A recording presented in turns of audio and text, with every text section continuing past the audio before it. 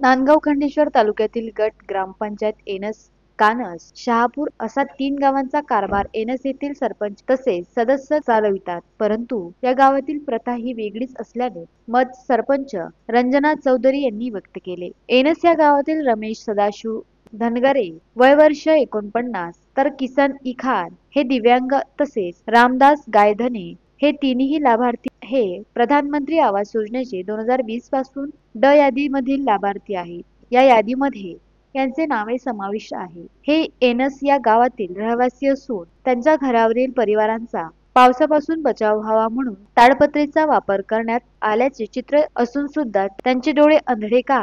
वरील लाभार्थ्यांचे घर वडिलोपार्जित पासून कच्चे मातीचे बांधकाम आहे. ही सर्व वस्तुस्थिती गावातील नागरिक तसेच ग्रामपंचायत सदस्य सरपंच यांना माहिती आहे. तरी सुद्धा त्यांना पुढील दिवसांची आशा दाखवली जाते. त्यांना घरकुलांपासून वंचित ठेवल्या जात असल्याचे मत लाभार्थी यांनी व्यक्त केले. सरपंच यांनी विश्वासात न घेता परस्पर श्रीमंतांचे नावे कसे आले याकडे सरपंच समितीचा तर भोंगड कारभार नाही अशा चर्चेला ऊत आला असून याकडे प्रधानमंत्री आवास घरकुलाशी निगडीत अधिकारी तसेच धामणगाव मतदारसंघाचे लाडके आमदार प्रताप अडसळ यांनी लक्ष देणे गरजेचे आहे. एकीकडे शासन म्हणतो दिव्यांग तर तातडीने घरकुलाचा लाभ देण्यात यावा अशा घोषणाही करत आहे, परंतु गाव पातळीवर या घोषणेची अंमलबजावणी होत नाही. तेव्हा वरील रहिवासी यांना घरकुल तातडीने देण्यात यावी अशी मागणी होत आहे. जर त्यांना घरकुल मिळाले नाही तर आंदोलनाचा इशारा देण्यात आला आहे.